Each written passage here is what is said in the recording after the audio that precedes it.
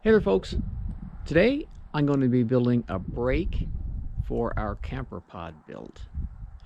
See, the reason is that, as you may or may not know, inside our camper we're going to be doing the inside of the walls with aluminum material. With aluminum. It's 3 feet wide, I think by 75 feet long. And it looks, the texture, very similar to that insulation that's there. And we want to have like square corners. I'm going to have to bend some stuff.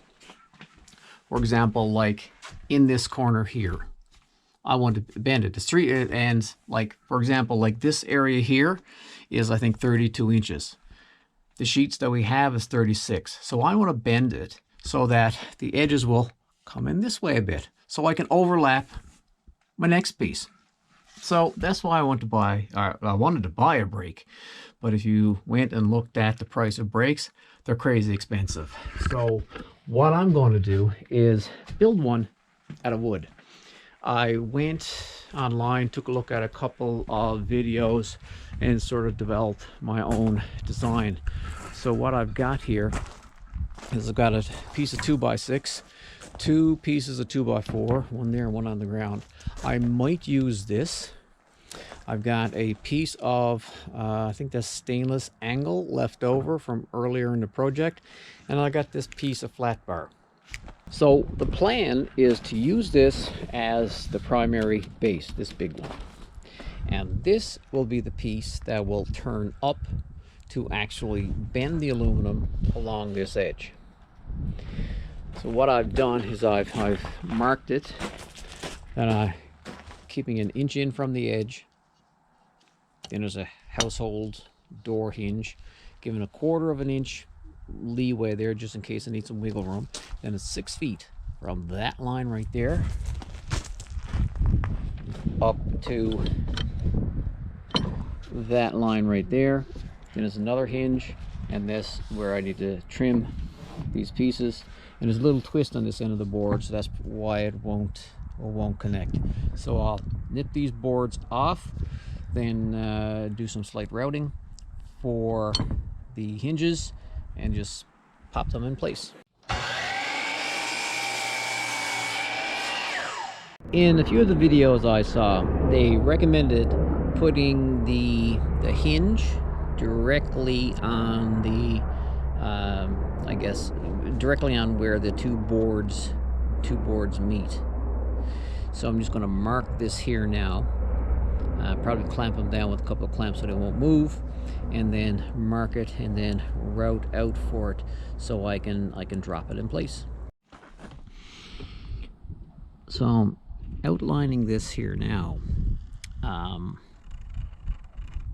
But what I'm going to be doing is I'll be flipping this hinge over, because this protruding part will have to be down, because this surface here will have to be flat. So I'm going to have to route out a little deeper for the hinge section. I know you can't see it, but like here and right there, I know I'm marking out on that side for the hinge, but it's also going to have to be marking out a little bit on that side for the hinge.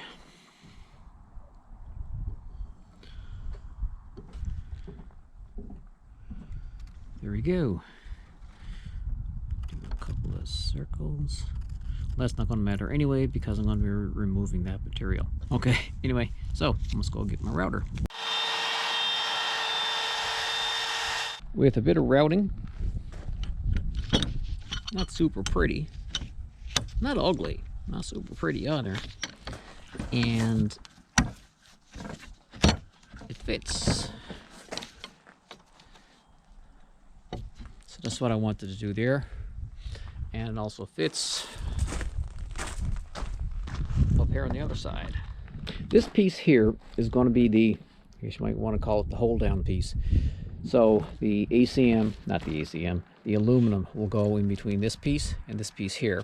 This will hold it down, and then this will bend up to give it its 90. There seems to be a little bit of a bow in this, so I was thinking about routing. Here's on the bottom of this piece. I have a good piece of flat bar. I got a nice piece of flat bar here. I might just screw it directly to this without this piece, without insetting it. I was going to do the same thing like I did with the hinges, but I think I might flush mount it. Anyway, I'm just going to go cut it off to this length now.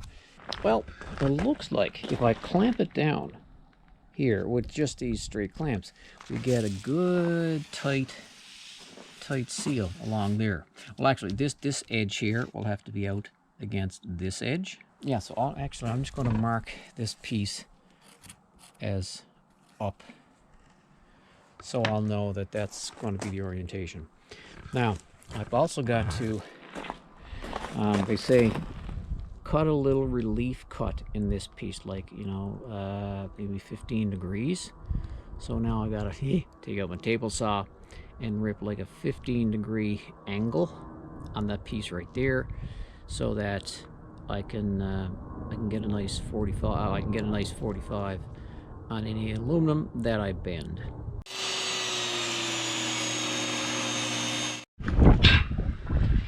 This is going to be the piece of angle iron that's going to go on the, I guess, the folding base. As you can see, it has a bit of a lip right here. I got my router now with a bit that's set to the depth of this little piece right here, and I'm going to cut a groove right along here. Right now it doesn't sit flush, it's sitting up high, and I don't want it to sit high. I want it to sit down flat on the wood.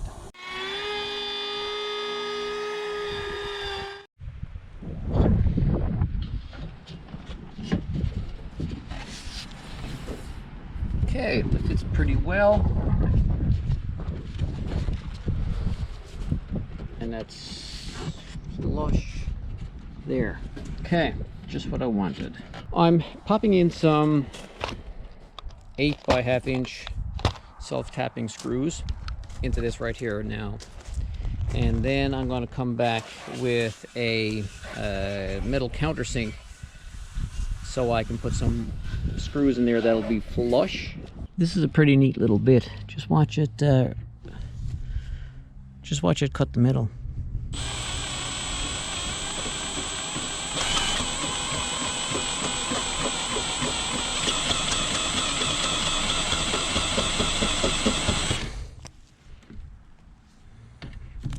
It made little shavings come out with every other hole except for this one.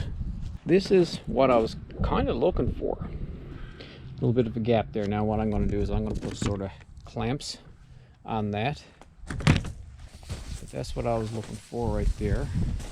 I'm going to put clamps on, pull it together a little tiny bit, and then pop some screws in there. I don't think I'm going to use the screws that came with the hinges. I'm going to use some. I got some 1.25" wood screws there. I'll use them. Now they're going to be, yeah, they're not going to be countersunk. So in that case, I might just use these Craig screws instead. They'll offer a better purchase. Yeah, that's probably what I'll do. I decided to go with the regular wood screws afterwards because they kind of countersunk. And so this will be the tipping motion. That noise is the this rubbing against the wood there. So I might just have to round that edge a little bit, but it seems okay. Rubs there too, so I might have to just take a little bit off the wood there, because this is the piece that goes over that. Yeah. The wood to bend up against. Sorry, or the metal to bend up against. Okay, it's coming together.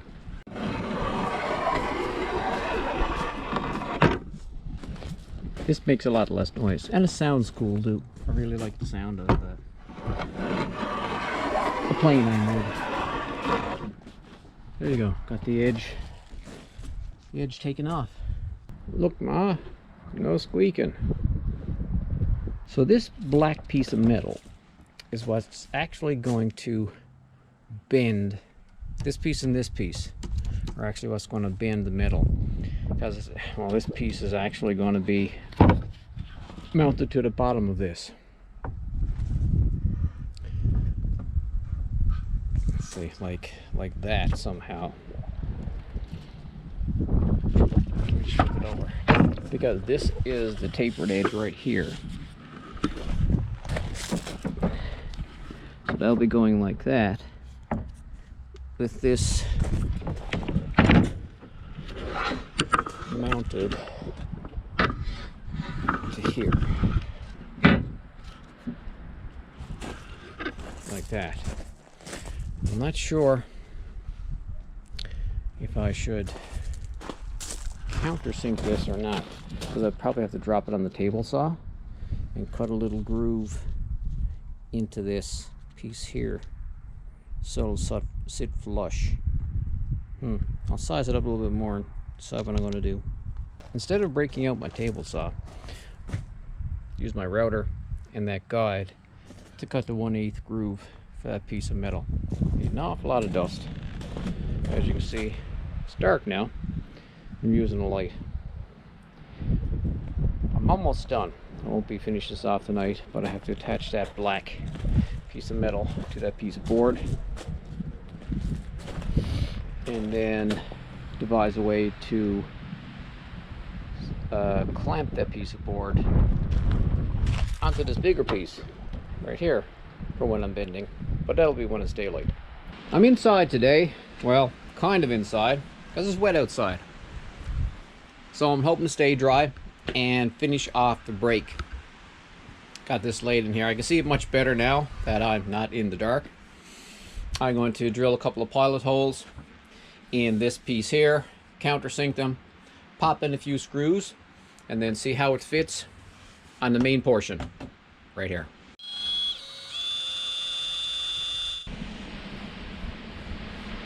I've got the screws half done on that side, nicely countersunk. Gotta do this side.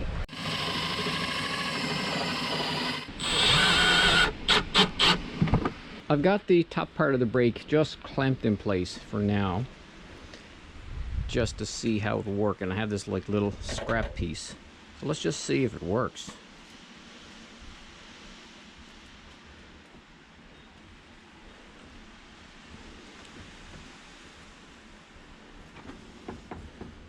Okay, it bends.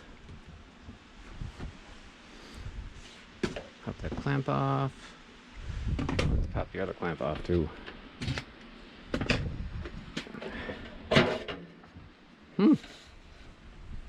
Works for me. Not exactly a 90, but it's close enough for me. A little tweak with the hand. Seems to work. Now I just got to formally attach this to the bottom part of the brake, and I'll show you how I'm going to do it. So I'm going to use these in order to secure this to the base. This will go underneath. This is some sort of threaded insert that I will put into the bottom of this, and then this will go down through. Actually, this here will go into the base. I'm sorry, will go into the base, and this here will go down through the top piece and screw into this little insert like this, and that will hold it in place so that when I'm bending the metal it won't be jumping all around the place, and I won't need clamps when I do that. So I just gotta do some lining up of the holes and install these. Never used these before. In theory they should work. Eek, it's raining out there now. Anyway, this is the size of bit that I need for this bolt here, and I discovered that this will also screw into the bottom of the hole, screw into the same hole with a 6mm hex drive. So I'm just gonna drive that through there now and hope for the best. So I'm kind of hoping this is going in straight.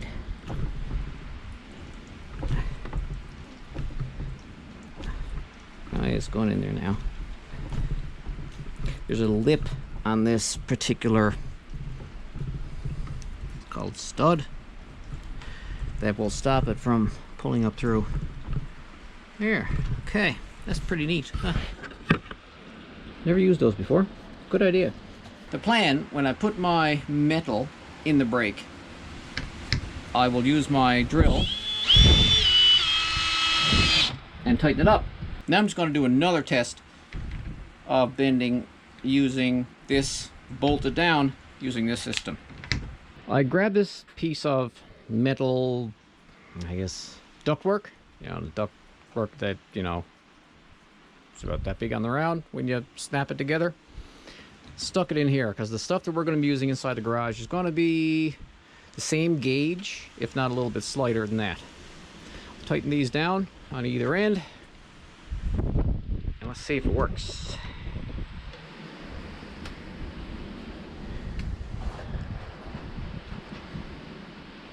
Okay, release,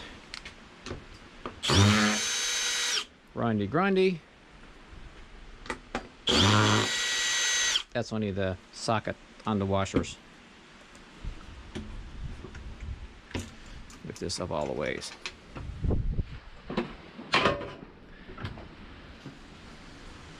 Look at that. Look at that. Super. Now granted, I didn't have it put in the brake square, but it works. Excellent. I'm so happy. Now I just got to figure out what I'm going to do here. I like to have like 2 handles. I'm not quite sure. I need a couple of D handles.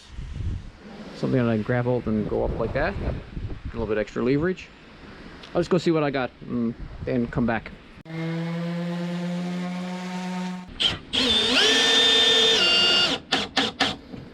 Just installing a couple of handles here now, and I should be done.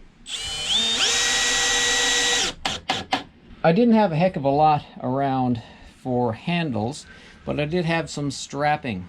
So did I make any particular measurements? No, I actually stood in the center and put my hands where they felt comfortable. And in this particular situation, like 25 inches from the end, it felt comfortable. So when I'm standing here, I can just grab that with both hands and give a little shove like that to get a good bend on the metal. And here is the final product. Wooden brake made from a couple of pieces, or one piece of 2x6, couple of pieces of 2x4, piece of angle, piece of flat bar in here, 2 hinges, and a couple of bolts. I already bent this, and this is a heavier gauge than what I'm going to be using inside the camper right there. So this should work quite well to get bend on up to 6-foot pieces. I'm quite happy with it. So there you have it. Wooden brake. Thanks for watching.